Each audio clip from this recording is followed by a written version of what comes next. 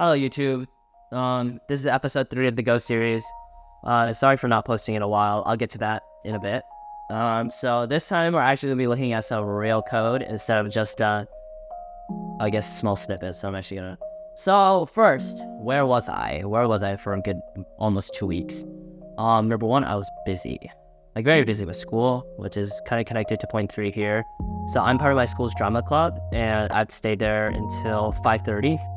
It ends this week, however, so after that, I believe that I'll be able to make more videos more frequently. However, just in the meantime, right now, I've been quite busy with school as well as homework. It's just takes up a lot of my time. The second point that I think is also worth mentioning is I've been upgrading my computer. I've been changing parts out of it, changing drives, reinstalling operating systems, switching between Linux and back to Windows. So that's been a bit of a headache, and yeah, that's kind of why I haven't been uploading. I haven't been working on the code. However, I do have some stuff that I can show off. Nowhere near completion, but I definitely did something more than what was previously shown in the previous video. Okay, what I've done. So right now I'm focusing on Cloudflare. The reason that I chose Cloudflare to focus on first before Vercel is because I personally use Cloudflare. I use Cloudflare as my DNS provider. And I believe it's a lot more popular than Vercel. Vercel's more used for their easy deployment options. However, Cloudflare, I personally just use Cloudflare for their DNS since it's free and it's widespread. So yeah, that's why I'm focusing on the Cloudflare module first. After, I'll do the Vercel. I've actually, I remember that there was this project that also had, it basically provided a wrapper of these common record calls, so like list records, create records, etc., for like 80 different DNS services. So I was looking into that, or I possibly will look into that and using all those 80 and implementing that project into my own. So this so DDNSU can basically be used across a bunch of different DNS resolvers instead of just having to use Cloudflare. So I was going to create a poll. I don't know why I made this slide actually, but I saw a comment on my last video wanting my Discord. So I was wondering if that would be something that you guys are all interested in, you guys being, I guess, my audience, my small, tight-knit audience, whether or not I should create a Discord server for us. We can all talk about programming and technology and that kind of stuff, or no, you don't like Discord. I'm open to both ideas, and you can comment down below your vote. So some of my annoyances about Go so far. Nothing's perfect, and Go certainly isn't. I would like to preface what I'm about to say as it could possibly be my own stupidity that some of these annoy me. However, we'll dive more into it when I actually get to the visual, like the actual code of it. So first are the instances. So almost that's how instances are handled and their sub-definition. So like defining it in TypeScript, I'll show you all later. In TypeScript, you're able to basically nest instances within themselves, which allows you to create a single type instead of needing to create multiple types for different properties of the primary instance. Circular imports are also kind of annoying because, and there's this issue in Python too, so it's not exclusive to Go. But in TypeScript and JavaScript, what I use, circular imports are very hard to do, as the interpreter is able to determine what is being imported, what is being exported, and it won't necessarily run code that would cause a loop where an import dependency depends on what's importing it. And then global variables, that's just kind of annoying. It's just I'm trying to figure out how to share state between different parts of the file. I don't want to write everything in one single, file. I wanted to have some modularity as we discussed in part 1. But as a result, I've been kind of having a pain with it, and it does dive back into the type checking and the types and whatnot, so yeah. So let's go look at some of the code. So let me load up my Visual Studio Code. Hold on. Okay, so this is my Visual Studio Code. Should be right here. So yeah, let me connect. So this is my SSH instance. So I run my code all on a different computer, not my primary computer. Should be full screen. What the heck? Okay, there we go. So here in the utility function, you can see. So this part is right here. So you can see right here, I'm basically declaring the structure of the the file of the configuration file that we will use. So if I go to, for example, if I go to the file sample.toml, so this is like an example of basically how it would work. So you have the root part kind of defining how the DNSU service, so this is local to the DNSU, so like your version, so like it's able to understand what version it's running, the use, meaning which provider you're trying to use, Cloudflare or Sal, the domain that you own that is going to be adjusted, and then IP providers. So these are websites basically that return back the IP address and the IP property as a JSON. And basically the program, the original DSU that I wrote in TypeScript, it would fetch all from all 5 of these sources and then make a comparison to make sure that most of them say that the public IP address is the same, because you want the records to point to the correct public IP address. So that's why there's 5 here to allow for almost in a sense of voting. So which one is the most concrete, which one has the most quote-unquote votes in a sense. Here's the rate. So this is how often it's going to recheck basically the domain. Let me change this from seconds to minutes. I haven't even coded this part, so I'm really just changing the documentation for myself. And here is where you define the basically the authorization for each part of the service or each individual service. So for example, Cloudflare, you can have your Cloudflare auth tokens, and then Vercel, you have your Vercel tokens. And then here, signified by this double bracket, these double brackets in the Toml language, this basically defines an array under the record property of this right here. So if I go back to the first one, but yeah, this one here, so it's defining it under there as a record. So if you were to imagine, like for example, a JSON object, it would look like basically, so you would have like a record here, or like a DSU object here, which would then have a record inside of it. And this record would be an array. Within each array is what we define right here, which is the record type. So I would use type, however, that's a restricted variable or like restricted definition in Go, so you can't redefine or define variable as type, which makes sense. It's syntactically important. So like rtype, connet, time to alive, and then subdomain. So all of this. Either way, so that's kind of how it looks, and that's why I'm using Toml here, because it's really flexible in that definition, and it's really easy to read. So let me go back to my utility file to show off. So right here I'm using a package. Actually, I'm not using a package. I'm using the built-in unmarshal feature. So here's a function that's provided by the Go standard library, or not standard library, but the Go JSON encoding JSON library. And it will take the file contents, so the reading of the file of its path here, so we read it.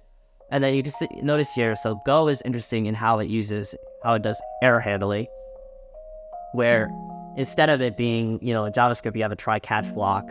In many languages, you have it like that. In Go, errors are handled as a variable. It's not a different scope of the execution, which is what the blocks would be, like different execution scope when we have the open brackets, close brackets, but as a variable. And then if you check if it's nil, if it's not nil, that means there is error. If it is nil, then there's no error. So this function here, so this is taking error, so if it has an error processing the file, but it's going to try to unwrap it, read the file as a JSON file, or the Toml file, and read that as a JSON object, basically, or an object, an instance. And then it's going to set the value of this configuration variable here. So this @ sign here basically saying the reference to a configuration. And then we check if there's an error. If there's an error, then we can say that there's a problem with it. Otherwise, we'll return the configuration object. However, you notice that this is lowercase because down here, I'm actually right now I'm figuring it out. I've been busy today as well. But this is what I'm trying to do here is load the configuration file into a global variable that can be accessed throughout the project, which I did test. I did test something similar. So if I go to vars.go, which is basically the global context, you can see I tested this with the token, and I basically did a mock. It might be in the main.go still. No, it's not. Either way, basically my goal is to have it basically read the file when the project is launched, load it into that variable there, and stay at that variable. So each time, basically, the configuration details need to be accessed. It doesn't need to reread the file, and I don't need to if I were making a function call, I wouldn't have to re-enter that path. Perhaps I'm overcomplicating it. And going back to this kind of leads me back to the problem I had with the circular dependencies. Kind of my fault. it's not just Go that has these kinds of errors. It's basically when you have an import refer back to itself. So for example, if in main.go, I refer to the vars.go file, it's going to run the code, the type declaration that I have in here. And say I need to depend on a type declaration I defined in main.go. As a result, what would happen is that these two would basically keep trying to import each other, which leads to a recursive forever loop where they're trying to import each other, and then that ultimately ends up stack overflowing, basically. So that's not what you want to do. So I'm trying to right now figure out how to make it so basically any variables that need to be quickly accessed and accessed by a bunch of different parts of the program are defined in this global or in this vars.go file, where all of these variables inside are immutable variables. They're not defined as const, which would be this syntax, and not var. You would define it as a constant, which means it cannot be modified in the future. It's constant at compile time. But yeah, that's my so far. And then here, so this is dealing with the record. So here, I'll show off a little bit of the program next time once I fix all the errors so it can actually compile. But here is basically it's an interactive interface for the command line, where it will basically prompt the user like the type of the record, the time until it's live, the subdomain name, comment. So that's better than the original solution I had, because the original DDSU, how it worked is you would just define it in the configuration file. However, I want to make it more accessible, more easy, that you can also go to the configuration file to make these changes. However, at the same time, you can just use the command line interface to type these out. And yeah, basically, ultimately what this is doing is it's going to end up modifying the configuration file. So it's not anything particularly special in a sense. And then here you can see some of the functions that are used to validate the user input. So that's under this validate prompt. And the package I'm using for this is prompt UI, great package. And yeah, that's honestly what I've been working on most. I do want to actually check into the networking. So if I go to network.go, okay, not this one. It should be under services, should be under model.go. Yeah, so this is working here. So it basically tests the authorization token and checks whether or not it's correct. So basically, you make a request.